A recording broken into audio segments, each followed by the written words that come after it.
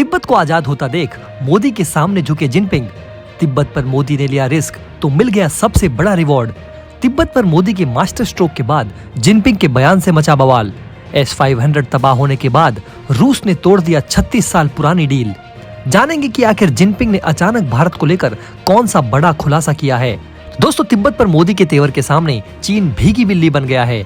चीन को डर है कि कहीं भारत तिब्बत को आजाद करने में सक्रिय भूमिका ना निभाए, इसलिए वो पंचशील का सिद्धांत फिर से लागू करना चाहता है। इस सिद्धांत के हिसाब से तिब्बत को आजाद करना होगा।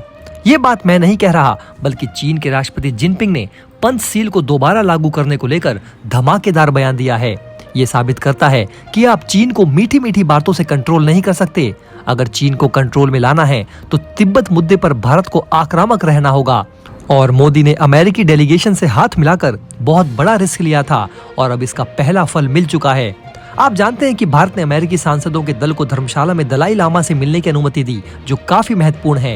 ये सीधे तौर पर चीन को चेतावनी थी, लेकिन उससे भी बड़ी बात यह है कि इस दल से प्रधानमंत्री मोदी की मुलाकात भी हुई, जो डोकलाम और गलवान घाटी के तनाव के संदर्भ में एक स्पष्ट संदेश है।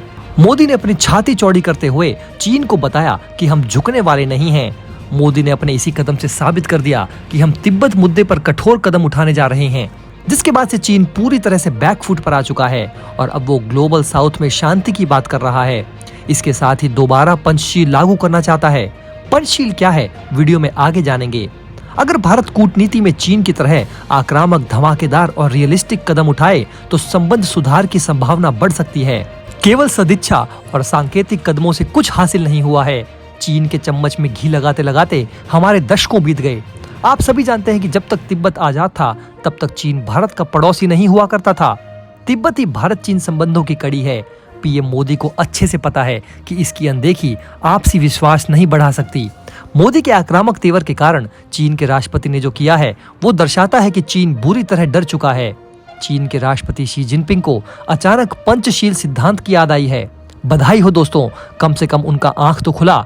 पंचशील सिद्धांत की 70वीं वर्षगांठ पर आयोजित सम्मेलन में उन्होंने कहा कि ये सिद्धांत वैश्विक संघर्षों को खत्म करने और पश्चिमी देशों के साथ ग्लोबल साउथ के टकराव को समाप्त करने में महत्वपूर्ण भूमिका निभा सकते हैं।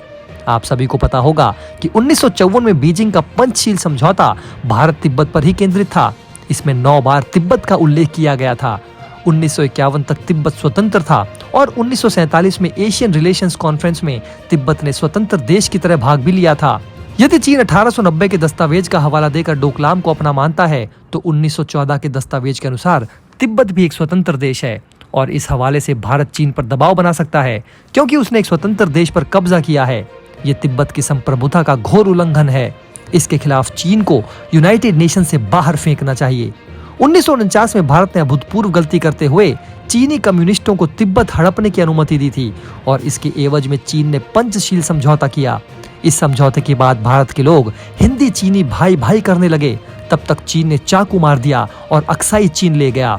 तिब्बत को लेकर पंचशील समझौते का सार था कि तिब्बत और भारत के सांस्कृतिक, व्यापारिक और सामाजिक संबंध पहले जैसे ही बने रहेंगे, बिना पासपोर्ट, वीजा या परमिट के।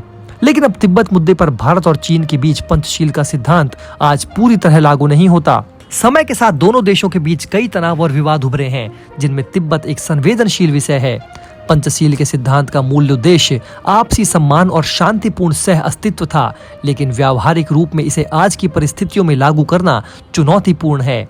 सम्मेलन में जिनपिंग ने कहा कि पंचशील सिद्धांत, जिन पर भारत ने अपनी विदेश नीति और पड़ोसी देशों के साथ संबंध बनाए हुए हैं, इन्हीं सिद्धांतों की बुनियाद पर गुटनिरपेक्ष आंदोलन का जन्म हुआ। उन्होंने कहा कि ये प्रिंसिपल्स इस बात पर जोर देते हैं कि सभी देशों की सोवेरेनिटी और टेरिटोरियल इंटीग्रिटी का रिस्पेक्ट किया जाए, एक दूसरे पर एग्रेशन ना किया जाए, किसी देश के इंटरनल मैटर्स में इंटरफेरेंस ना की जाए, इक्वालिटी और म्यूचुअल बेनिफिट पर ध्यान दिया जाए और सभी देशों के साथ पीसफुल को एग्जिस्टेंस बना रहे।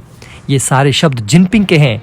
शायद आप सभी को विश्वास नहीं हो रहा होगा कि वो इस तरह की भी बातें करते हैं। अगर वे सचमुच में टेरिटोरियल इंटीग्रिटी में विश्वास रखते हैं तो हमारे अक्साई चीन को वापस लौटाए और तिब्बत को आजाद करे, क्योंकि बातें करना तो आसान होता है, लेकिन चीन पर भरोसा करना बहुत बड़ा विश्वासघात भी साबित हो सकता है। जिनपिंग का मानना है कि इन पंचशील सिद्धांतों ने मानवता के साझा भविष्य की कल्पना करने वाले वैश्विक सुरक्षा पहल को एक नई दिशा दी है। जिनपिंग ने कहा कि 1960 के दशक में उभरे गुटनिरपेक्ष आंदोलन में ये सिद्धांत मार्गदर्शक साबित हुए और अंतर्राष्ट्रीय संबंधों और कानून के शासन के लिए ऐतिहासिक मानदंड स्थापित किए गए। उन्होंने कहा कि ये सिद्धांत संयुक्त राष्ट्र चार्टर के उद्देश्यों और वर्तमान समय के अंतर्राष्ट्रीय संबंधों की प्रवृत्ति के अनुरूप हैं और सभी राष्ट्रों के मौलिक हितों की रक्षा करते हैं। ये सब सुनने के बाद मेरा आपसे यही सवाल है कि क्या आप चीन पर भरोसा करेंगे? क्या चीन के साथ भारत को अपनी बातचीत आगे बढ़ानी चाहिए या सभी संभल कर चलना चाहिए? अब दोस्तों दूसरी खबर पे चलते हैं। तो दोस्तों हाल ही में भारत ने अग्नि 5 मिसाइल का सफल MIRV टेस्ट किया जो 5000 किलोमीटर तक दुश्मनों के ठिकाने को तबाह कर सकता है। अब अमेरिका के साथ डील टूटने के बाद रूस ने भी ऐलान कर दिया है कि वो 5500 किलोमीटर तक मार करने वाली मिसाइल बनाएगा। जानकारों का कहना है कि रूस अमेरिका के बीच 36 साल पुराना समझौता खत्म हो चुका है। रूसी राष्ट्रपति व्लादिमीर पुतिन ने इस संधि को खत्म करने की घोषणा की और 5500 किलोमीटर की दूरी तक मार करने वाली मिसाइलों के निर्माण का आदेश दिया। 1988 में रूस और अमेरिका के बीच मध्यम दूरी की मिसाइलों के निर्माण पर रोक का समझौता हुआ था। राष्ट्रीय सुरक्षा परिषद की बैठक में पुतिन ने कहा, हम अपनी सुरक्षा के लिए इन मिसाइलों का निर्माण फिर से शुरू करेंगे। 1988 में यह समझौता सोवियत संघ के मिखाइल गार्बाचोव और अमेरिकी राष्ट्रपति रोनाल्ड रीगन के बीच हुआ था। 2019 में अमेरिका ने रूस पर समझौते के उल्लंघन का आरोप लगाकर इससे अलग हो गया। अब 28 जून को पुतिन ने इसकी समाप्ति की घोषणा की है। पुतिन का कहना है कि अमेरिका ने इन मिसाइलों का निर्माण और यूरोप में तैनाती शुरू कर दी है, इसलिए रूस को भी अपनी सुरक्षा के लिए कदम उठाना होगा।